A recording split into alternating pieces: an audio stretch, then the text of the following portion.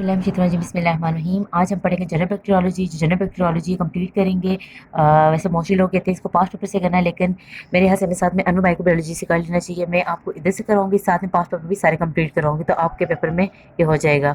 इसका नॉर्मली याद रखना कि इसमें से आ जाते हैं हमारे पास डेट SCQ आता है और 2 MCQs आते हैं, और मोस्ट प्रोबेबली डेट SCQ भी पॉजिटिवली स्पेशल बैक्टीरिया से बहुत कम चांसेस होते हैं कि इनमें से आए, तो इसलिए हम इसको हमेशा शॉर्ट बुक से करते हैं।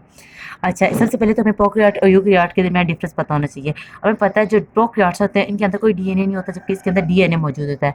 माइटोटिक डिवीजन इसके अंदर नहीं होती, इसके अंदर माइटोटिक डिवीजन होती है। इसके अंदर DNA associated with histone protein होता है। इसके अंदर number of chromosome more than 1 होते हैं, जबकि इसके अंदर सिर्फ 1 होते हैं। इसके अंदर मेम्ब्रेन बाउंड्री और ग्रेलीज मौजूद होती है, जबकि इसके अंदर नहीं होती। इसके अंदर राइबोसोम 70S पाए जाते हैं, जबकि इधर 80S पाए जाते हैं।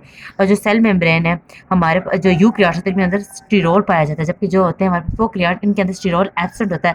सिर्फ एक्सेप्शन होती है माइक्रोप्लाज्म। जब मैं आपको स्पेशल बैक्टीरियोलॉजी पढ़ाऊंगी तो वहाँ पे प्रॉपर माइक्रोप्लाज्म का एक चैप्टर है, वहाँ पे ये चीज़ें आपको क्लियर हो जाएंगी। फिर बैक्टीरिया और वायरसेस के दरमियान का जो डिफरेंस है, ये पास्ट पेपर में आया हुआ है। ये बस जो है ये पास्ट पेपर में आया हुआ है, ऐसे ही क्वेश्चन आया, difference between the virus and bacteriology. तो यार हमारे जो वायरसेस होते हैं इनके अंदर या तो DNA होगा या RNA होगा, कभी भी दोनों नहीं हो सकते एट अ टाइम, जबकि बैक्टीरिया के अंदर DNA और RNA दोनों मौजूद होंगे।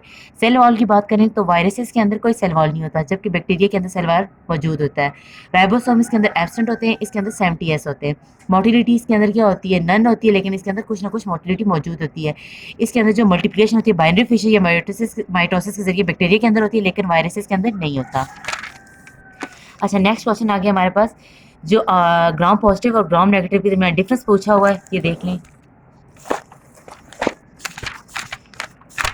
ये हमारे पास क्वेश्चन आया हुआ है, explain how the cell wall of gram positive bacteria differ from the gram negative bacteria. तो ये डिफरेंसेस आया हुआ पास्ट पेपर में।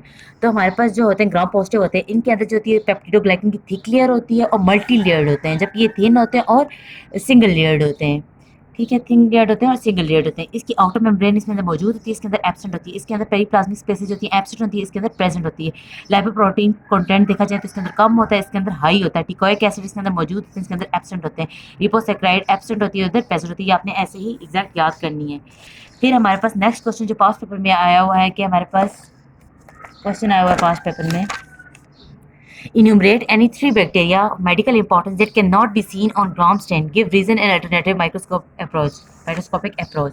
हमारे पास ये पूछा हुआ है कि ऐसे कोई सी भी 3 बैक्टीरिया के नाम बताने जिनको हम नहीं दे सकते, जो नॉर्मल कल्चर या नॉर्मल जो स्टैंड होता है उसके अंदर नहीं दे सकते उनको, और क्यों नहीं दे सकते, और उनके लिए अल्टरनेटिव कौन सा सोर्स हम यूज़ करते हैं उनको देखने के लिए। तो हम ये देखो, यहाँ से हो गया हमारे पास, एक तो आ जाता है माइकोबैक्टीरिया आ जाता है, ठीक है, जो ट्यूबरक्लोसिस करवाता है। कहते हैं इसको हम नॉर्मल ग्राम स्टैंडिंग के अंदर नहीं देख सकते, क्यों? क्योंकि इसके अंदर बहुत ज़्यादा लिपिड होती है, ठीक है, too much lipid in the cell wall. तो इसके लिए हम अल्टरनेटिवली एसिड फास्ट स्टैंडिंग करते हैं।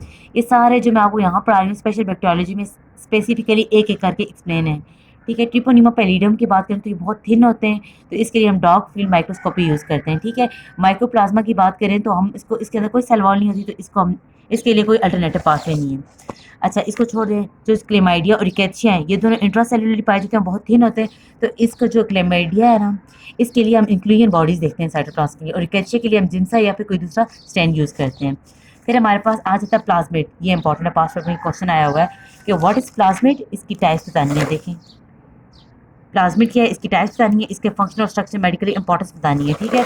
तो ये पूरा कवर हो जाता है। प्लाज्मिड क्या होता है, प्लाज्मिड हमारे पास क्या होता है, extra chromosomal double stranded circular DNA molecule होता है, जिसके अंदर एबिलिटी होती है कि वो क्या करता है, रिप्लिकेट करता है independently of the bacterial chromosome.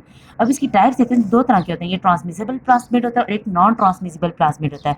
जो ट्रांसमिसिबल प्लाज्मिड होता है वो क्या करता है, वो ट्रांसफर हो सकता है फ्रॉम सेल टू सेल, ठीक है। वो ट्रांसफ़र करता है, कोई भी जो DNA का स्ट्रैंड होता है, कंजुगेशन के प्रोसेस है, वो ट्रांसफ़र कर सकता है। उसके अलावा वो क्या करता है, वो सेक्स पिलस को सिंथेसिस करता है, सिंथेसिस ऑफ सेक्स पिलस करवाता है, ठीक है। And for the enzyme required for the transfer, और वो एंजाइम जो ट्रांसफ़र के लिए इंपॉर्टेंट है उसको भी सिंथेसाइज करता है। जबकि जो नॉन ट्रांसमिसिबल होते हैं उनके अंदर कोई भी ट्रांसफर जीन नहीं होता, इसका मतलब वो ट्रांसफर में इन्वॉल्व नहीं होते। अब जो इनका फंक्शनल और स्ट्रक्चरली जो मेडिकल इंपॉर्टेंस है वो हम देखते हैं, तो ये क्या है, एंटीबायोटिक रेजिस्टेंट होते हैं, एक्सोटॉक्सिन्स होते हैं, पिल्लाए होते हैं, रेजिस्टेंस होते हैं हैवी मेटल से, रेजिस्टेंट टू UV लाइट, ये इनके फंक्शंस हैं। ये पूरा जो है पास्ट पेपर का क्वेश्चन आया हुआ है। हम आगे चले जाते हैं।